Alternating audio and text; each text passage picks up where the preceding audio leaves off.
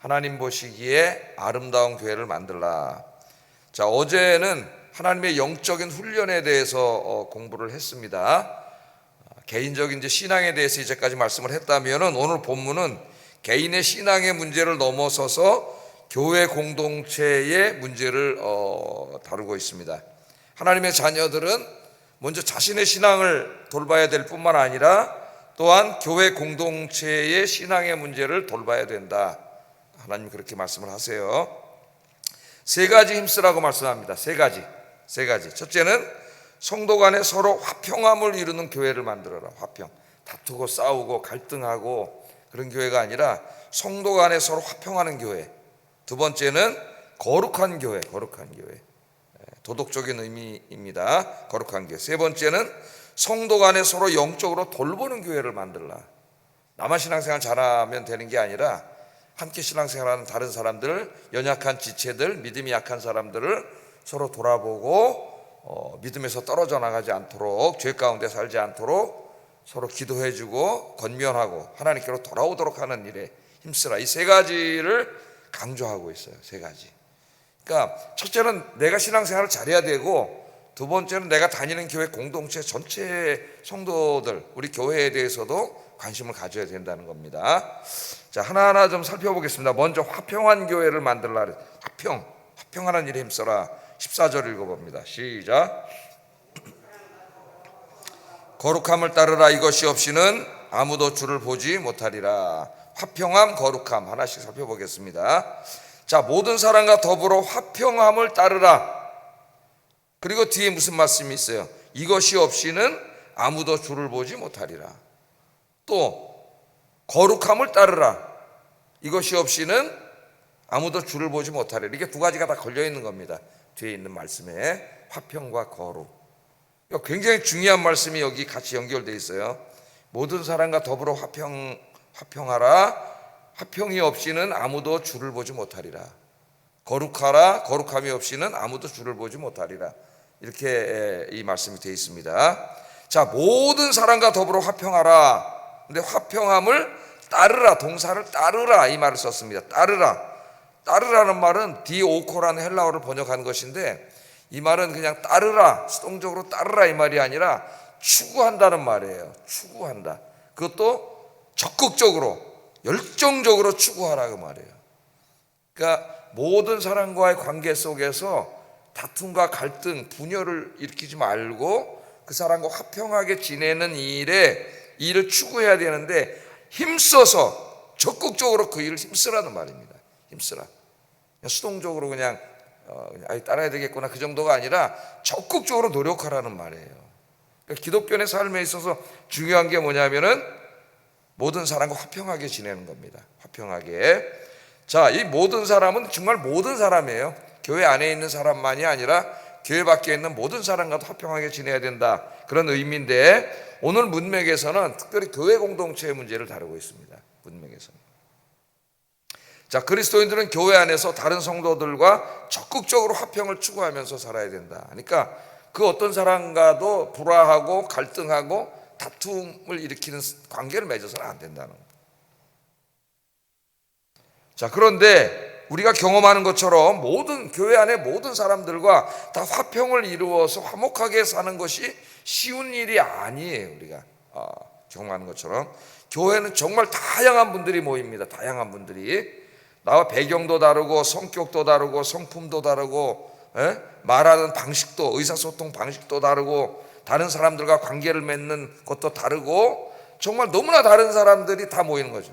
오직 예수 그리스도의 이름 아래에서 많은 분들이 모여서 하나의 공동체를 이룬 것이 교회인데, 그 안에 모이는 사람은 정말 너무 다양한 거예요.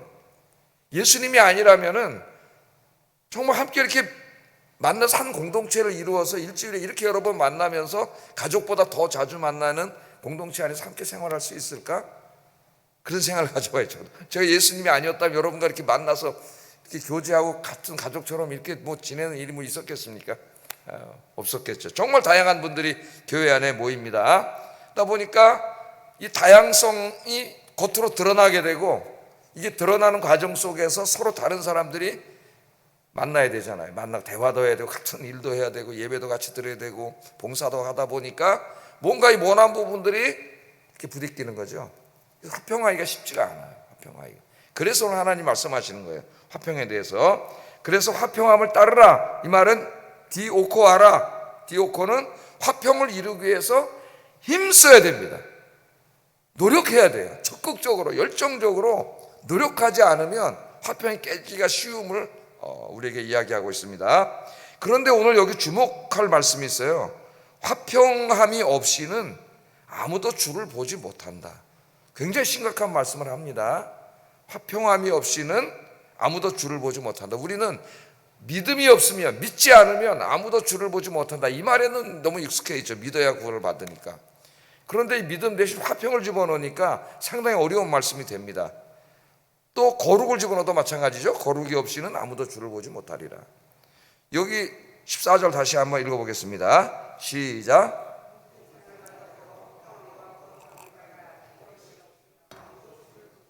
여기 주를 보지 못한다는 것은 천국에 가서 주님을 보지 못한다는 이야기예요.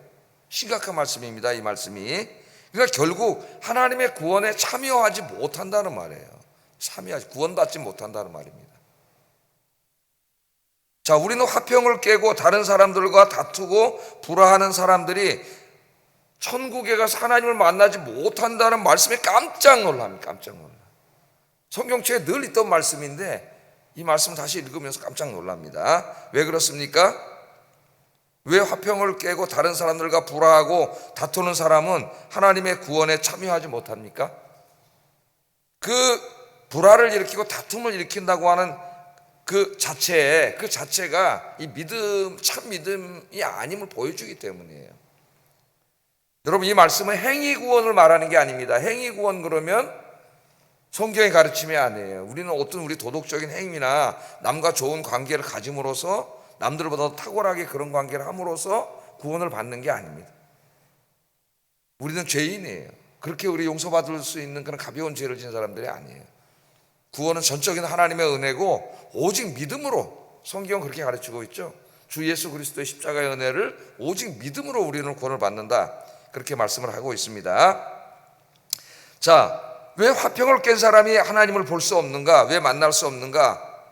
그 화평을 깨는 것이 그 사람의 믿음이 구원에 이르는 참 믿음이 아님을 보여주는 증표가 되기 때문이라고 제가 그렇게 말씀을 드렸어요. 자, 만일 어떤 사람이 교회 공동체 안에서 다른 사람들과 다툼과 갈등을 일으킨다는 것은 뭘 보여주는 거예요? 그 사람의 믿음이 참 믿음이 아니라는 걸 보여준다는 겁니다. 왜 그렇습니까, 여러분? 화평은 성령의 열매. 갈라디아서 5장 22절 23절에 보면은 성령의 열매가 나옵니다. 성령의 열매를 말하고 9가지가 나와요. 9가지. 그 중에 하나가 뭐예요? 사랑과 화평이에요. 화평. 성령의 9가지 열매가 아닙니다. 그렇게 말하는 사람은 성경을 잘못 읽는 사람이에요. 그 열매는 단수로 되어 있어요. 카르포스라는 말은 단수예요. 성령 열매 하나예요. 그 성령이 우리 안에 들어오면 열매를 맺는데 그게 우리의 9가지 양상으로 나타난다는, 그게 사랑과 화평과 오래 참음과 기쁨과 이렇게 나타난다는 거예요. 성령 열매는 하나예요. 그렇기 때문에 성령이 들어오시면은, 내 안에 성령이 찾아오면 이 9가지 양상이 다 나타나야 돼요. 성령 열매 중에 나타나는 9가지 양상이. 자, 그래서 성령이 내 안에 들어오시면 맺어지는 열매가 이 화평의 열매입니다. 화평의 열매. 그래서 이 예수님께서도 화평의 문제와 구원의 문제를 같이 말씀하셨어요. 마태복음 5장 5절 한번 읽어보겠습니다. 시작. 예수님이 산상설교에서 뭐라 그랬어요? 화평하게 하는 자, 이게 화평을 추구하는 자죠. 화평하기 어려운 사람과도, 잘 지내기 어려운 사람과도 적극적으로 내가 기도하고 노력하고 나 자신의 많은 것을 양보하고 용서하고 하면서 그 사람은 화평하게 사는 거죠. 그게 화평케 하는 자예요. 화평하게 노력하는 자. 그 사람은 하나님의 아들이라 일컬음을 받는다 그랬습니다. 그럼 반대로 뒤집어서 말하면 불화하는 자는 하나님의 아들이라 일컬음을 받지 못한다는 말씀이 되는 거예요. 그래서 이 두 가지를 우리 예수님이 함께 연결시켰습니다. 그럼 우리가 이 말씀을 읽으면서 깜짝 놀라 두려워지고, 그렇다면 누가 구원을 받을 수 있는가? 제자들도 그런 반응을 보였죠. 누가 구원을 받을 수 있는가? 그렇게 이야기합니다. 자, 잘 들으시죠. 이것은 한두 번의 행위를 말하는 게 아닙니다. 한두 번의 행위. 아무리 믿음이 훌륭한 사람도 다른 사람들과 한두 번 불화하고 갈등하지 않은 사람은 없습니다. 그런 사람이 어디 있겠어요? 이 땅에 다 살다 보면 갈등을 하고 그렇게 살아가죠. 믿음이 좋은 사람들도. 본문의 의미는 한 번, 두 번, 세 번 이런 의미를 말하는 게 아니라 여러 번 반복적으로 습관적으로 죄책감도 느끼지 않고 계속 지속적으로 하는 행동을 말하는 거예요. 지속적으로. 그렇게 함으로써 다투고 갈등하는 게 그 사람의 삶에 굳어진 사람입니다. 굳어진 사람. 그렇게 된 사람은 이 다툼이라는 걸 큰 죄로 여기지도 않고, 그래서 마음에 후회하지도 않고 회개하지도 않아요. 그냥 일상 삶이 그렇게 돼버린 거죠. 삶이. 야고보가 말하는 것처럼 이런 분들의 믿음은 참 믿음이 아니고 죽은 믿음입니다. 우리 히브리서 공부하면서 제가 설교할 때 앞부분 공부할 때 장로교 목사들이 설교하기 어려운 말씀이 많이 있다고 그런 말씀을 드린 적이 있어요. 저 알미니안주의 갈리교 목사나 카톨릭 신부가 설교할 때 어려움이 하나도 없는데, 왜냐하면 교회 다니면서 같이 예배에 참석하고 설교를 듣다가 어느 정도 감동도 받은 적도 있고, 또 기도에 참석해서 이렇게 뜨겁게 기도한 적도 있고 봉사한 적도 있는데, 나중에 배교한 사람들이 있다 그러잖아요. 배교한 사람들. 그 사람들을 우리 장로교에서는 뭐라고 가르쳐요? 그런 경험을 했지만 구원에 이르는 참 믿음에 이르지 못한 사람들이라고 가르칩니다. 왜냐하면 그렇게 말을 안 하면은 그 사람들이 믿었다가 믿음에서 탈락한 게 돼요. 그럼 장로교 예정론과 어긋나요. 맞지가 않아요. 이 알미니안주의나 카톨릭은 어때요? 탈락할 수 있다고 가르치죠. 심각한 죄를, 살인죄나 무슨 간음죄나 이런 심각한 죄를 저지르면 구원에서 탈락한다고 가르칩니다.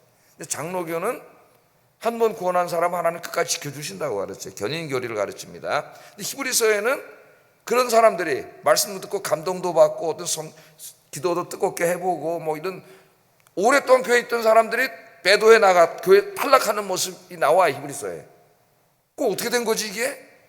그때 어떻게 설명을 한다고요? 그 믿음이 그런 경험은 했지만 참 믿음에 이르지 못한 사람이라고 그렇게 말할 수밖에 없는 거예요. 참 믿음이. 자, 그러므로 교회 공동체 안에 있지만은 이런 삶이 화평을 깨고 불화하고 다투고 갈등하고 이게 늘 일상 삶의 배에 있는 사람은 구원받았다 볼 수 없습니다. 왜냐하면 그 안에 성령이 계시다고 볼 수가 없어요. 성령이 계시면은 성령의 열매가 맺혀져야 되고, 그 성령의 열매 중에 하나가 화평이에요. 화평. 그러면 예수 믿는 사람들은 그냥 완전히 다 그냥 다툼도 갈등도 안 하나? 하죠. 그러나 어떻게 돼요? 우리 안에 성령이 있기 때문에, 인간의 연약함 때문에 한번 다툴 수도 있고 갈등을 할 수도 있고, 그렇지만은 내 안에 성령이 계신 분은 성령이 어떻게 돼요? 그렇게 하지 말라고 내 안에 막 나를 괴롭게 하죠. 성령이 없는 사람은 괴롭지 않습니다. 속 시원해요. 남들하고 싸우면 죄책감도 못 느끼고. 그러나 성령이 계신 사람은 그러고 집에 돌아오면은 막 마음이 너무 괴로워요. 그래서 어떻게 회개하게 되고, 그 다음에 가서 미안하다 그러고 화해를 하게 돼요. 화해. 전혀 갈등을 안 일으키는 게 아니라, 불화를 안 일으키는 게 아니라, 이게 다른 거예요. 이게 성령이 없는 사람은 계속 반복적으로 죄책감도 없이 계속 그게 삶으로 굳어져 버린 사람이에요. 성령이 계신 사람은 화평을 추구하면서 살지만 인간의 연약함 때문에 정말 나랑 너무 다른 사람, 나를 상처 주는 사람, 기분 나쁘게 하는 사람, 아픈 사람 있으면 한번 다투기도 하고 하지만, 그리고 집에 돌아오면 내 안에 계신 성령이 왜 네가 참지 않았느냐, 용서하지 않았느냐, 이 안에서 나를 괴롭게 하죠. 그게 다른 거예요. 그게 다른 거예요. 그래서 내가 회개하게 하고 전화 걸어서 화해하게 하고, 그래서 그 사람하고도 다시 잘 지내도록 화평을 추구하는 거지. 추구해. 그게 다른 거예요.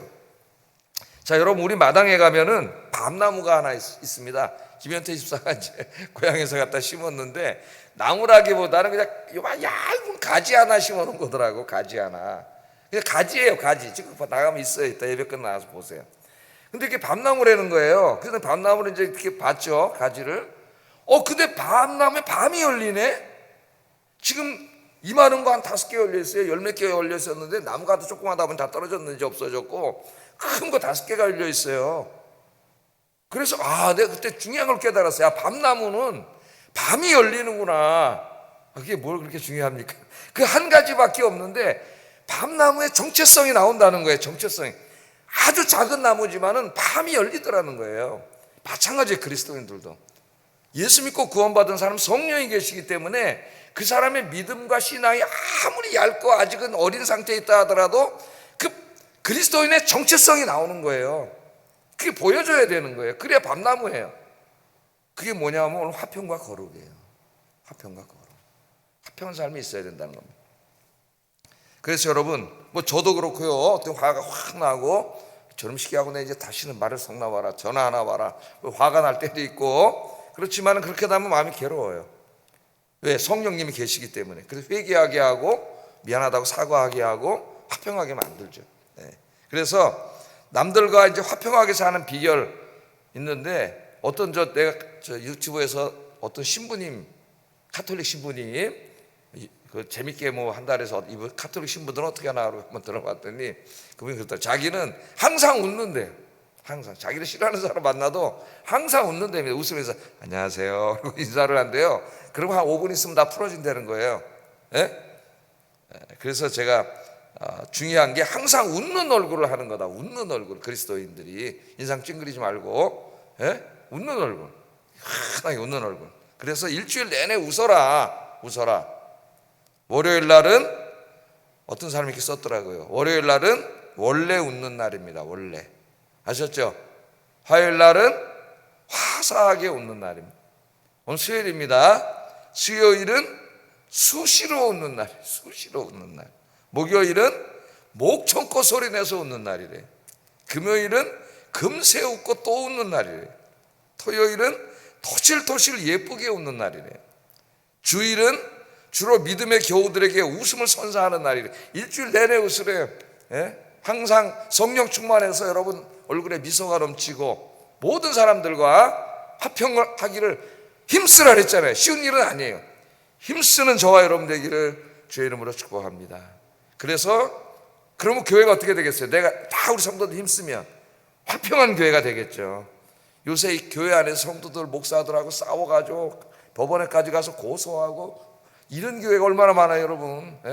거기 앞장서서 고발하는 사람들은 구원받았다 볼 수가 없어요. 그런 사람들. 화평하는 일에 힘쓰시기를 주의 이름으로 축복합니다. 자, 두 번째는 거룩이에요.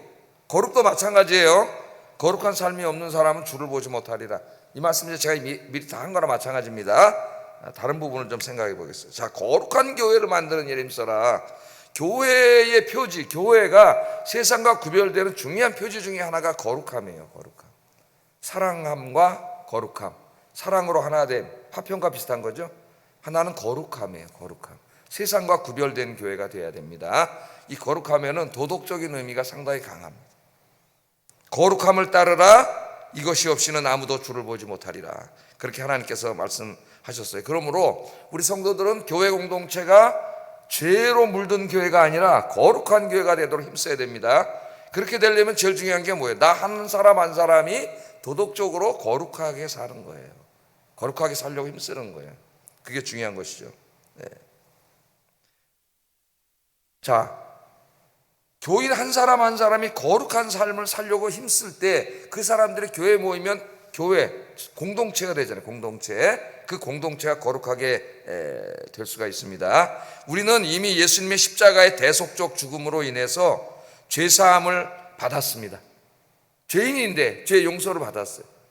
의롭다 칭함을 받았어요. 그래서 이신칭의, 의인이 아닌데 죄인인데 예수님의 십자가의 공로로 의롭다 칭함을 받았습니다. 의롭다 칭함을 받았으므로 우리는 하나님의 거룩한 자녀 혹은 하나님의 거룩한 백성이 되었어요. 그래서 성경에는 구원받은 사람들을 뭐라고 불러요? 성도라고 부릅니다. 성도. 거룩한 무리들이라는 말이에요. 성도라는 말을 들을 때 양심의 가책을 느끼십니다. 내가 거룩하지 않은데 너무 죄송하다 그런 생각이 들어요. 성도, 목사, 장로 이런 칭호보다 더 영광스러운 칭호는 성도예요. 성도. 목사도 장로도 권사도 성도가 돼야 됩니다. 성도. 거룩한 주의 백성이 돼야 돼요. 자, 그러나 우리의 구원이 아직 완전히 이루어지지 않았습니다. 우리의 육신의 정욕이, 육신이 아직 구원받지 못했기 때문에 육신의 정욕, 안목의 정욕, 이생의 자랑이 죄에 노출되어 있어요. 그러므로 하나님 나라가 완전히 임하고 우리의 구원이 완전히 이루어지기까지 우리들은 죄를 멀리하고 싸우고 의를 행함으로 거룩하게 살도록, 거룩하게 되도록 힘써야 합니다. 힘써야 돼요. 마귀가 계속 우리를 어떻게 육신의 정욕, 안목의 정욕을 이용해 가지고 우리를 죄 짓게 하려고 해요. 탐욕과 욕심을 일으켜서 죄를 짓게 하려고 합니다. 그래서 오늘 힘써야 돼요. 하나님께서 뭐라 그랬어요? 내가 거룩하니 너희도 거룩하라. 하나님께 나와 예배하는 자는 하나님이 거룩해. 거룩하신 하나님께 예배하기 때문에 거룩해야 됩니다. 거룩하라는 명령형이에요. 명령형은 뭐예요? 우리의 의지를 촉구하는 말씀이에요. 거룩하도록 힘써라 그런 거잖아요. 거룩하도록 힘써라. 내가 거룩하니까 거룩하신 하나님과 친밀한 영적인 교통 가운데 있기 위해서는 우리가 거룩해야 된다. 거룩해야 된다. 자, 거룩한다는 말은 세상과 구별되는, 세상의 죄악과 구별되는 거예요. 네? 그래서 다시 말하면 세상의 가치관이나 세상의 생활 방식을 따라 살지 않고 하나님의 말씀대로 사는 거죠. 하나님 말씀대로. 완전하지는 못해요. 우리가 완전하게 다 살지 못하지만 하나님의 말씀대로 살려고 몸부림치는 겁니다. 아까 화평과 똑같아요. 그래서 내가 거룩함을 범하면 성령이 내 안에서 괴로워하세요. 회개하게 하시고, 그래서 다시는 그 죄를 짓지 않게 하고 조금이라도 더 거룩하게 되는 거죠. 그래서 계속 어떻게 돼요? 성화되어 나가는 거죠. 완전한 사람은 없습니다. 완전한 사람은. 그러나 거룩하도록 힘쓰라는 거예요. 힘쓰라. 사도 바울은 고린도 교인들에게 이렇게 권고합니다. 고린도후서 7장 1절, 하나님을 두려워하는 가운데서 거룩함을 온전히 이루어. 아직 온전하지가 않아요, 우리가. 그러나 온전히 이루도록 힘쓰라는 거예요. 온전히 이루어 육과 영의 온갖 더러운 곳에, 육과 영의 온갖 더러운 곳에서 자신을 깨끗게 하자. 여러분, 옷이 더러워지면 계속 옷을 빨잖아요. 옷을 빨아. 깨끗하게 하고.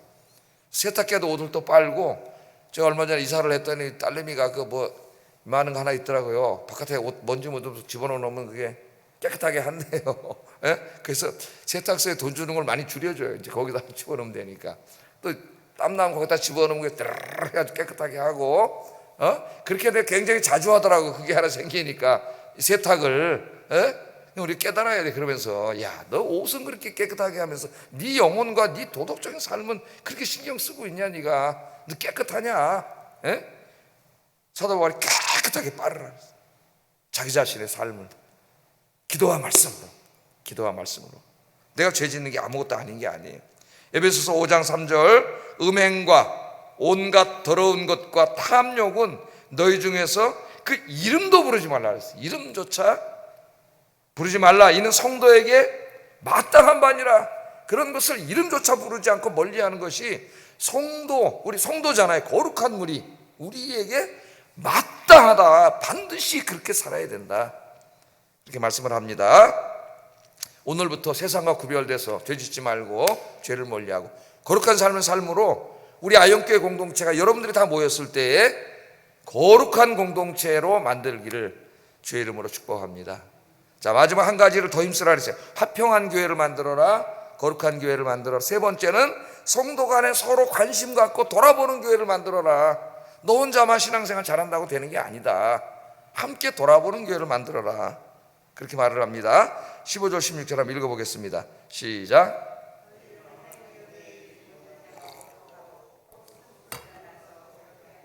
많은 사람이 이로 말미암아 더럽게 되지 않게 하며 음행하는 자와 혹 한 그릇 음식을 위하여 장자의 명물을 판 에서와 같이 망령된 자가 없도록 살피라. 이 동사가 중요해요. 살피라는 말은 자세히 유의해서 이렇게 보라는 거잖아요. 교회 안에 나 혼자만 신앙생활 잘하면 되는 게 아니라는 거예요. 특별히 이제 교회에서 직분을 받은 장로님, 권사님 되시고 안수집사님 되시고 우리 구역장님, 세가족부 교사 이제 막 여러 가지 이제 이 특별히 신앙생활 오래 하신 분들에게 있어서는 교회의 성도님들을 살펴보는 게 중요하죠. 그래서 이제 교구로 나누고 구역으로 나누어서 구역장님들이 구역 안에서 살펴보잖아요. 살펴봐. 신앙생활 다 잘하고 있는지 내 구역 식구들이 세 가지를 살펴보라 그랬어요. 하나는 너무 길게 얘기하면 시간이 많이 간단하게 말하고 마치겠습니다. 첫째는 은혜에 이르지 못하는 자가 없도록 살펴봐라. 이 말은 출애굽 1세대들을 말하는 겁니다. 약속의 말씀을 받고 우리 지금 공부하고 있죠. 약속의 땅으로 가려고 나왔지만은 광야에서 불신앙과 불순종으로 인해서 그 1세대들이 하나도 은혜에 이르지 못했다는 말. 가나안 땅에 못 들어갔어요. 여호수아와 갈렙 두 사람만 들어갔습니다. 나머지 자식들이 들어갔지 부모 세대 하나도 못 들어갔어요. 그런 사람이 있는가? 그런 사람이 없도록 교회에서 이 믿음에서 떨어져 나가서 세상으로 나가 믿음을 잃어버리는 사람이 있는가 잘 살펴봐서 그런 사람이 없도록 하라는 거예요. 이건 제일 중요한 건 담임 목사, 우리 교육자들, 우리 모든 성도님들이 다 여기에 중요한 사명이 있다는 겁니다.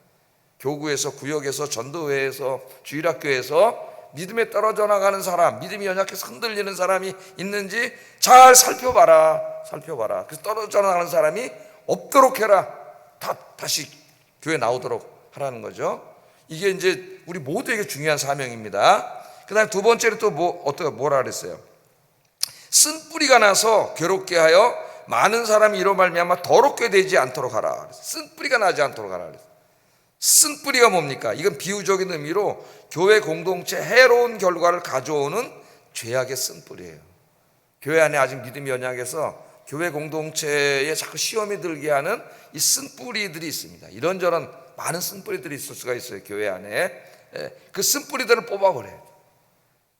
저 조그만 요 화단에도 잡초가 많이 나가지고 꽃들이 다 죽어요. 그래서 우리 집사람 펠터운 그걸 다 뽑아내고 있어요. 뽑아내야 돼요. 뿌리채로. 위만 자르면 또 자라요. 뿌리채 뽑아내야 돼요. 교회 안에 쓴 뿌리가 뭔지 교회마다 다 있습니다. 믿음이 있는 사람들이 이 쓴 뿌리가 없는지를 잘 돌아보라 그랬어요. 돌아보라. 자, 세 번째 마지막으로 뭘 돌아보냐? 에서와 같이 망령된 자가 있는지 돌아보라 그랬어요. 16절 한번 읽어보겠습니다. 시작.